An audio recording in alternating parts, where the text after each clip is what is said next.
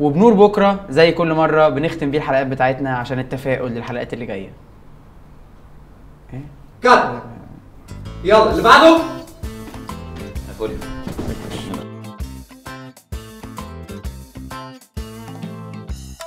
اقعد بقى، مش ده كرسي المخرج اللي كانوا هيجيبوه لك؟ البس بقى يا عم كرسي مخرج. يلا دخل اضاءة. لا لا لا لا، احنا ما اتفرجناش غير على واحدة، احنا معناش فلوس يا جماعة الكلام ده كله. خلي واحدة بس. قلت لك يلا لو سمحت بسرعة. قلت لك. بدون يا اساتذة. جاهز يا سبكي؟ جاهز يا باشا. انتاجنا سخي برضه. اتعلموا بقى بتوع هوليوود. سيزون 1 من المخرج عايز كده خلص. خلصنا افلام الصيف والافلام الجرافيكس والافلام الرخيصه اللي ملهاش لازمه. دخلنا في موسم انضف بكتير، افلام الاوسكار، افلام العدله.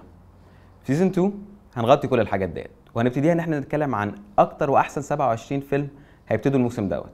خلال دقيقتين بس. هنعرف؟ ابتدي؟ اوكي. عندنا ارجو، تالت فيلم اخراج لبن افليك. يختلف شويه عن الافلام اللي كان بيعملها قبل كده او كان نوع من الاخراج الاخر. يعتبر واحد من احسن الافلام واخد في تاليرايت جوائز واوسكار كونتندر كبير جدا. بعد كده عندنا لينكن، فيلم ابراهام لينكن الجديد اللي عامله ستيفن سبيلبرج. بقاله 15 سنه بيحاول يعمله، بس اخيرا بيعمله مع دانيال دي لويس لاول مره يرجع يمثل بعد 9. بعد كده عندنا سكاي فول، الجزء الثالث من سلسله دانيال كريج لجيمس بوند. انا شخصيا شايف ان كوانتم اوف سولس يعني MGM لسه مديوني بفلوس علشانه، بس ادال على الاقل هتغني الاغنيه دي هنتبسط المره دي. بعد كده عندنا ذا هوبيت، بيتر جاكسون يرجع تاني لميدل ايرث وعالم لورد اوف ذا رينجز بعد 11 سنه. والله 11 سنه. كده عندنا كلاود اتلس من مخرج ران ولا ران ومخرجين ذا ماتريكس، 3 مخرجين في نفس الوقت. كده عندك 15 ممثل بما فيهم توم هانكس، هاري باري، هيو جراند، 6 قصص متداخلين في بعض من ساينس فيكشن لدراما. فيلم حجمه مش طبيعي ومحدش حاول يعمل حاجه زي كده قبل كده. كده عندنا لي ميزيرابل.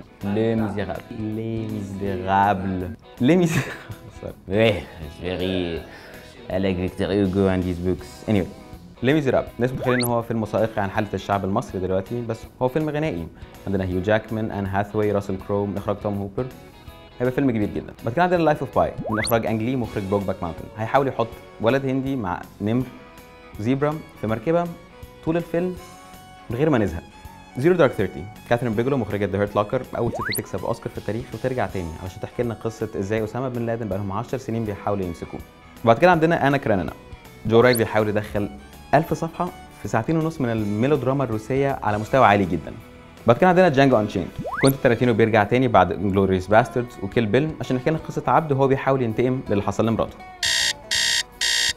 اوكي. وبعد كده عندنا 7 Psychopaths، Twilight Saga Breaking Dawn Part 2, Rise of the Guardians, The Silver Linings Playbook, Hitchcock, Crust and Bone, Killing Them Softly, Hyde Park on the Hudson, The Man with the Iron Fist, Wreck-It Ralph, Taken 2, The Paperboy, Amour, The Impossible, Jack Reacher, On the Road, and This is 40. كل ده ممكن نشوفه لو السينمات المصرية سمحت لنا، واحنا هنحاول نجيبه في سيزون 2 في المخرج عايز كده.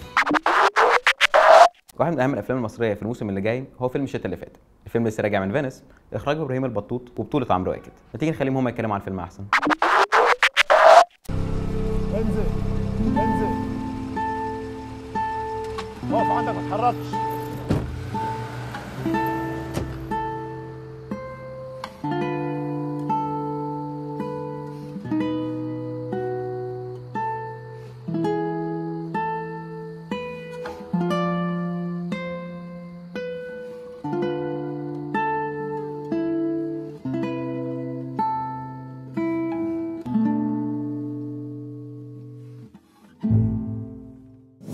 معانا ابراهيم بطوط مخرج الشتاء اللي فات. احكي لنا ازاي ابتديت فكره الفيلم. اوكي، الفكره ببساطه ان انا ما كنتش موجود من يوم 29 يناير يوم 9 فبراير في مصر. كنت مسافر هولندا، رجعت 9 فبراير، رحت الميدان 10 فبراير، ففوجئت باللي بيحصل في الميدان، وكان بالنسبه لي صدمه قويه جدا، صدمه ايجابيه وسلبيه في نفس الوقت. اللي حصل لي يوميا ان انا حسيت ان كل واحد لازم يعمل احسن حاجه عنده او يعمل اللي يعرف يعمله علشان الثوره دي تنجح. ما كنتش متخيل انه هيبقى دراما بصراحه. يعني عملنا مشهد هو اخترعه في لحظتها وصورناه، والفيلم اللي على فكره سره باتع، فيلم مهم وفيلم طاقته مهمه جدا.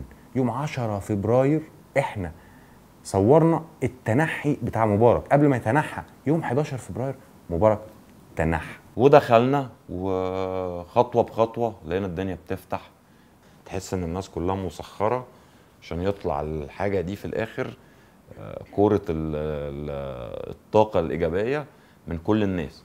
ما اظنش حد ممكن يعمل فيلم عن الثوره حتى كمان 50 سنه. انت ممكن تعمل زي ما حدش ممكن يعمل فيلم عن الحرب العالميه الثانيه مثلا. انت ممكن تعمل فيلم عن element في الحرب العالميه الثانيه، او element في ثوره الروسيه، او element في ثوره 52. وبالتالي كان المفروض نلاقي خط موازي للثوره يسمح لنا ان احنا نطوره دراميا. اكتر فيلم استمتعت في تصويره كان الشتاء اللي فات، لاني كنت حاسس ان انا حاطط بجد والله يعني بكل صراحه حاطط حاجه من جوه قوي جوه الحكايه بشكل تلقائي وما سقتوش، هو اللي ساقني، فاهم؟ فده احساس جميل. مش كل فيلم بيتعمل بهذا الشكل، سواء بقى صورت في امريكا، صورت في بتاع، فاهم؟ المهم اللي بيحصل ايه جواك وانت كممثل بتخرج من خبره الدور اللي انت عملته ده، بتفكر في ايه، بتتساءل في ايه. نشوفكم الحلقه الجايه.